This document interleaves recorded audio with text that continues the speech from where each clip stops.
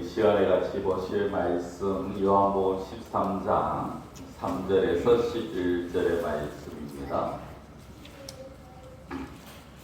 신약성경 169페이지 요한복음 13장 3절에서 11절까지 제가 봉독해 드리겠습니다. 저녁 먹는 중 예수는 아버지께서 모든 것을 자기 손에 맡기신 것과 또 자기가 하나님께로부터 오셨다가 하나님께로 돌아가실 것을 아시고 저녁 잡수시던 자리에서 일어나 겉옷을 벗고 수건을 가져다가 허리에 두르시고 이에 대야에 물을 떠서 제자들의 발을 씻으시고 그 두르신 수건으로 닦기를 시작하여 시몬 베드로에게 이르시니 베드로가 이르되 주여 주께서 내 발을 씻으시나이까. 예수께서 대답하여 이르시되 내가 하는 것을 네가 지금은 알지 못하나 이후에는 알리라.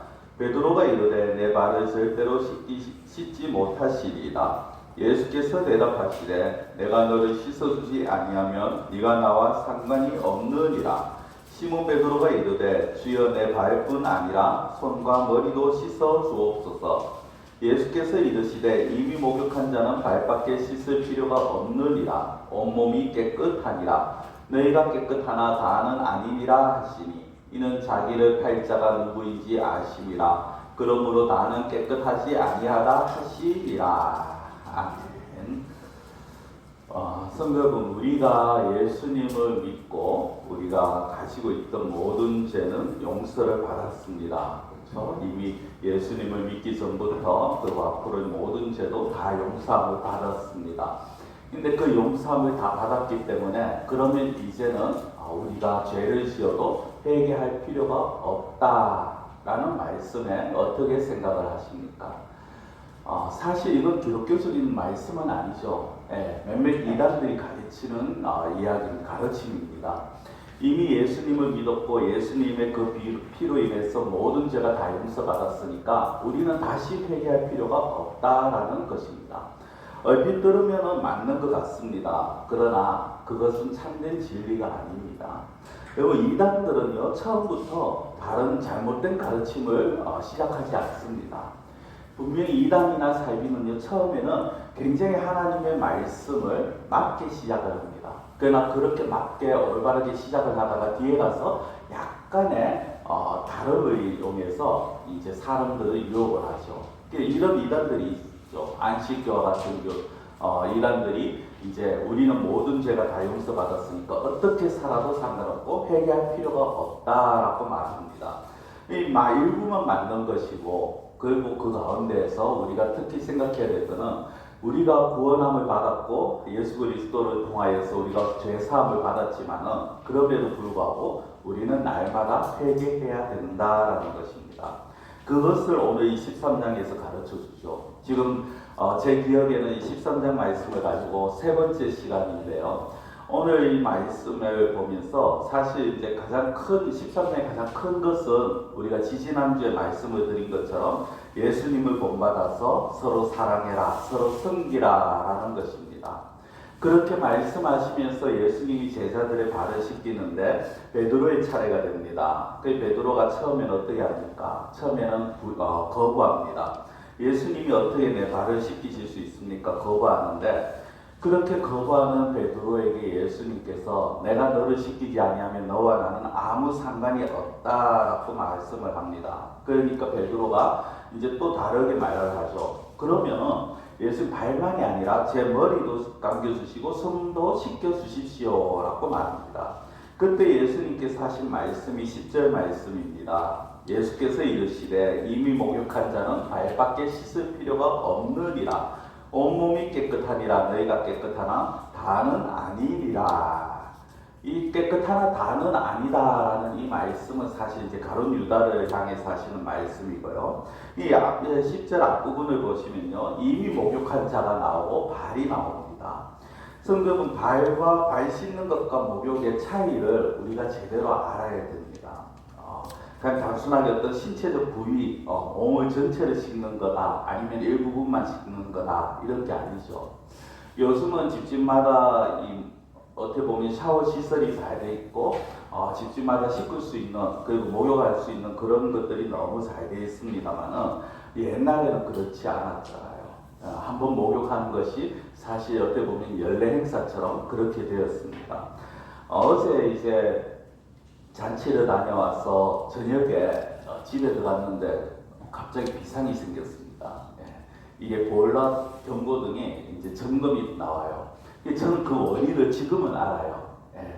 이게 보일러 처음에 설치할 때부터 잘못 설치해서 입수, 출수 배관이 잘못되어 있다 보니까 이렇게 나올 수 있다는 걸 알고 이제 응급 조치를 하는데, 그래도 한편으로는 이제 그 응급 조치를 하면서도 이래가지고 만약에 안 되면 문제인데, 가장 크게 떠오르는 게 뭐냐? 잠은 전기장판에서 자면 되니까, 이불 두드름 하려니까 되는데 씻지를 못한다는 거죠. 그래서 이걸 찬물에 씻어야 되나, 이 날씨에 어제 또 얼마나 추웠습니까? 이 날씨에 찬물에 씻어야 되나, 이 고민을 하는데 다행히 이제 응급조치가 먹혀서 따뜻한 물에 씻었습니다만, 우리는 이렇게 씻는 거에 대해서 굉장히 민감합니다. 예전에는 안 그랬잖아요. 제가 되게 어렸을 때, 한 50년 전만 해도요, 이제 아직도 기억에 남는 어른들의 말씀이, 오늘 명절이니까 욕당이나 한번 다녀오자. 그런 말씀. 목욕탕에 한번 가자라는 그런 이야기를 가끔 들은 것 같습니다. 명절 때나 돼야지 제대로 씻을 수 있는 그런 시대였죠. 그런데 이 이스라엘은 어떻습니까? 이스라엘은 우리나라보다 더 어떻게 보면 기후적으로도 안 좋잖아요. 비가 많이 오는 나라도 아니고, 그 당시에 2000년 전에 집집마다 어떤 샤워 시설이 있었는 것도 아닙니다. 목욕이라는 거 1년에 정말 몇 차례만 할 수밖에 없는 그런 자리죠. 그런데 발은 아닙니다. 그들의 발은 이 먼지 투성이의 뒤를 다녀야 되기 때문에 매일같이 씻어야 합니다. 지지난주에 말씀을 드린 것 같은데요. 그 지역 특성상 워낙 건조한 지역, 먼지가 많은 지역이다 보니까 발은 매일마다 씻어야 되고, 어디 나갔다 들어오면 반드시 씻어야 되는 게 발이었습니다. 자, 그렇다면 목욕하는 것과 발 씻는 것의 그 의미가 무엇이냐? 자, 그걸 먼저 말씀을 드려야 되는데요. 목욕은 좀 신학적인 용어로 말씀드리면 속죄입니다. 다르게 표현하면요, 하나님 앞에서 내가 의롭다고 인정받는다. 이걸 이제 칭의라고 말을 하죠. 의롭다고 인정을 받는 것입니다. 속죄를 함을 받았다. 모든 죄를 용서받았다라는 것입니다. 우리가 예수님이 믿어지고, 예수님이 십자가에서 나의 죄를 대신해서 돌아가셨다라는 게 믿어지고, 예수님이 나의 구원자가 되신 게 믿어진다. 이것을 보고 칭의라고 말합니다. 우리의 이 믿음을 보고 하나님께서 의롭다고 말씀을 하시죠. 사실은 내가 먼저 믿은 게 아니라 믿어지는 거죠. 하나님의 은혜로 믿어지는 거고, 예수 그리스도의 그 보혈로 모든 죄가 용서함을 받은 것입니다. 죄인으로 태어나면서 살아오면서 지은 모든 죄들, 그리고 앞으로 지을지도 모든 죄까지 다 용서를 해주시는 거죠. 하나님이 우리를 무조건 용서를 하셨다라는 겁니다. 골로새서 2장 13절에 보시면, 또 범죄와 육체의 무할례로 죽었던 너희를 하나님이 그와 함께 살리시고 우리의 모든 죄를 사하시고 라고 합니다. 우리의 죄를 그냥 용서하시고가 아니라 모든 죄를 사하셨다, 용서하셨다라는 겁니다. 그리고 히브리서 10장 14절에 보면요, 그가 거룩하게 된 자들을 한 번의 제사로 영원히 온전하게 하셨느니라 라고 말씀합니다. 앞에 골로새서 2장 13절의 모든 것과, 그리고 오늘 이 히브리서 10장 14절의 영원이라는 이 단어는 결국에는 예수님을 믿으면 우리의 모든 죄가 영원히 용서받는다라는 것이죠. 이게 목욕이라는 것입니다. 우리의 영혼에 있어서 목욕은 굉장히 중요합니다. 왜냐하면 목욕하지 못했다라는 것, 예수 그리스도의 피로 용서함을 받지 못했다라면 우리가 이 자리에 앉아 있는 것도 헛된 것이고요, 우리의 다른 것으로는 그 죄를 용서받을 수가 없다라는 겁니다. 그런데 이 목욕은 사실 단 한 번이죠. 한 번만 목욕을 하면 되는 것입니다. 영혼의 목욕은 반복할 필요가 없고요, 반복이 있을 수도 없습니다. 왜냐? 예수님의 그 속죄 사역, 예수님의 대속 사역은 단 한 번이지만 그러나 완전한 것이고 우리의 모든 죄를 영원히 사하는 그 사역이기 때문이라는 겁니다. 그래서 예수님께서 이미 목욕한 자는 온몸이 깨끗하다고 하신 것이죠. 그렇다면 목욕은 단 한 번으로 끝난다면 이제 다시 생각해야 될 발을 씻는 것, 이것은 무엇이냐는 겁니다. 이 발을 씻는다라는 거, 외출하고 돌아오면 발을 씻어야 됩니다. 밤마다 저녁이 되어지면 발을 씻어야 됩니다. 달리 말씀드리면 발을 씻는다는 것은 날마다 하나님 앞에서 회개한다라는 것입니다. 목욕을 했지만은 시간이 지나면 또다시 더러워지게 되어집니다. 하나님이 우리를 의인이라고, 우리를 죄인이 아니라고 그렇게 말씀을 합니다. 하나님이 우리를 의롭다 하셨습니다. 그렇지만 우리는 살아가면서 또다시 죄를 짓고 살아갑니다. 그렇죠? 여전히 죄를 짓고 살아갑니다. 이 인간의 본성이 악하기 때문에 이 당연한 일입니다. 말씀에 또 보면요, 너희가 마음을 다하고 목숨을 다하고 뜻을 다하고 힘을 다해 주 너희 하나님을 사랑하라. 그리고 네 이웃을 내 몸과 같이 사랑하라 라고 하셨는데, 이 말씀 하나만 보더라도 과연 우리는 그렇게 하나님을 사랑하고 있고 이웃을 사랑하고 있느냐? 그렇게 하지 못합니다. 말씀대로 살지 못하니까 여전히 우리는 죄를 짓고 있는 것이죠. 아무리 우리가 힘쓰고 애써도요, 하나님의 말씀을 온전히 따르지 못하는 게 이게 연약한 인간의 모습입니다. 그러면 그 연약하니까 그냥 마음대로 살면 되지 않느냐? 그게 아니라는 거죠. 그렇게 연약함에도 불구하고 그 연약함으로 인해서 우리가 지은 죄들은 날마다 하나님 앞에 회개를 해야 된다라는 것입니다. 다윗이 시편 139편 23절 24절에 이렇게 기도합니다. 하나님이여 나를 살피사 내 마음을 아시며 나를 시험하사 내 뜻을 아옵소서. 내게 무슨 악한 행위가 있나 보시고 나를 영원한 길로 인도하소서. 다윗의 기도인데요, 좀 쉽게 말씀드리면 이겁니다. 하나님, 날마다 저를 살펴주시고 날마다 저를 점검해 주시고 저에게 무슨 악한 행위가 있는가 날마다 살피셔서 악함이 있다면 제가 깨닫게 하시고 저에게 가르쳐 주셔서 회개하게 하옵소서. 그래서 영원한 길로 나를 인도해 주십시오라는 것입니다. 다윗이 구원받지 못해서 하는 기도가 아니죠. 이미 의롭다함을 받았기 때문에 이미 하나님의 백성이라고 일컬음을 받은 자지만은 그런 가운데서도 자기가 돌아보니까 자기는 날마다 죄를 짓고 살더라는 겁니다. 자기는 날마다 죄를 범하더라는 것입니다. 그렇기 때문에 날마다 발을 씻기를 원한다는 것, 바로 이 기도인 것이죠. 성도 여러분, 우리가 왜 날마다 발을 씻어야 하느냐? 왜 날마다 회개해야 될까요? 우리가 발을 씻지 않으면요, 예수님과 아무 상관이 없다라는 것입니다. 오늘 본문 8절에 보면 이렇게 말씀합니다. 베드로가 이르되 내 발을 절대로 씻지 못하시리이다.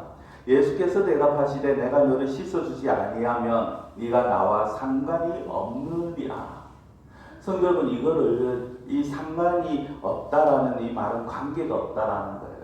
그러면은 내가 발을 씻지 아니하면, 내가 회개하지 아니하면 예수님과 관계가 없냐? 이 관계가 없다라는 건요, 달리 영적으로 말하면은 내가 예수님을 말미암아서 구원함을 받지 못했다, 이게 아닙니다.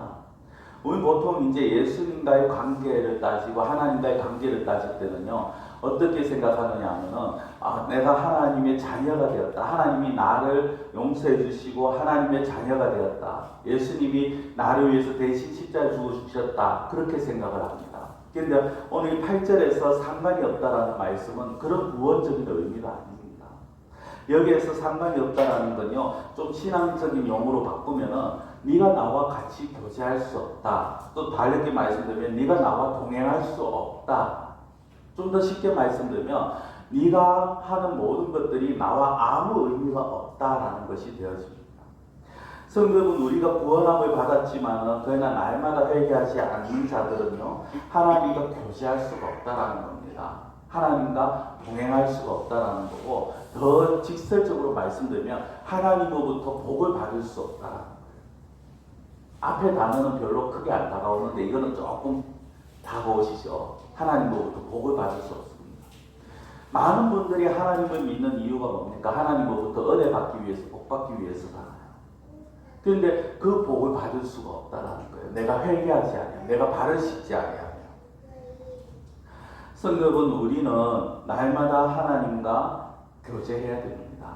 날마다 하나님과 동행해야 돼요. 그게 하나님의 복을 받는 방법입니다. 그런데 그러기 위해서는 날마다 발을 씻어야 되는 거예요.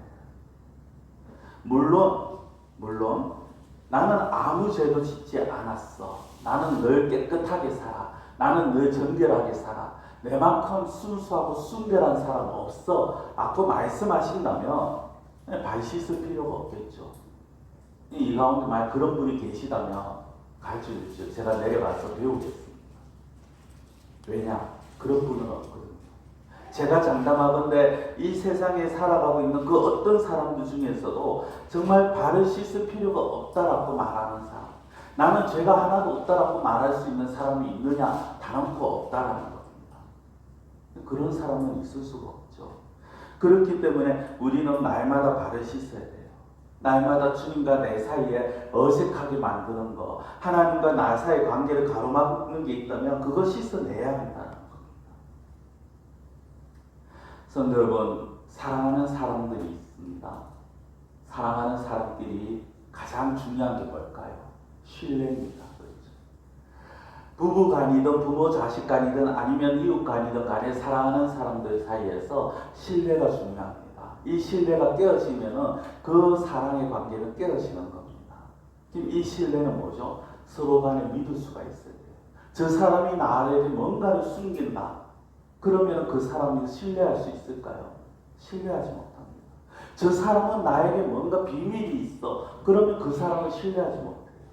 성도분, 부부 간에 서로 숨기는 게 있기 시작하면요. 부모 자식 간에 서로 말하지 못하고 숨기는 게 있기 시작하면 그 관계는 깨어질 수밖에 없다는 것입니다. 금이 가기 시작합니다. 하나님과 우리 사이도 마찬가지입니다. 하나님 앞에서 내가 뭔가 숨길 수 있느냐? 사실 우리는 아무것도 숨기지 못하죠.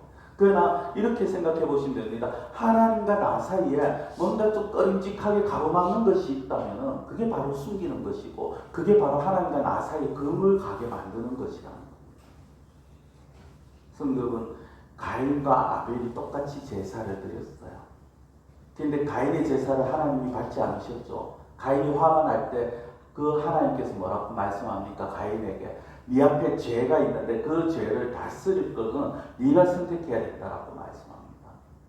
성도분, 이게 무엇입니까? 하나님과 우리 사이에 가로막고 있는 것이 있는데 이걸 계속 내가 품고 있느냐는 거예요. 그게 때로는 인간적인 방법일 수도 있고 인간적인 지식일 수도 있고 내가 세상을 사랑하는 것일 수도 있고 세상에서 내가 더 붙들고 있는 것일 수도 있고 내가 더 의지하는 것일 수도 있고 그게 또 때로는 음욕이나 음란일 수도 있고 그것이 무엇이든 간에 하나님과 나 사이에 삽입이 되어지고 끼어들게 되면요. 그것으로 인해서 우리는 금이 가기 시작합니다. 그리고 그 금은 결국 하나님과 우리 사이를 멀어지게 만들어요. 그게 바로 상관없다라는 것이 되어지는 겁니다.